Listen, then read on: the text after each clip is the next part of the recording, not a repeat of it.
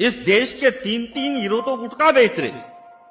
बोला खाओ धे गुटके पे गुटका, धे गुटके पे गुटका, और दाने दाने में केसर का दम।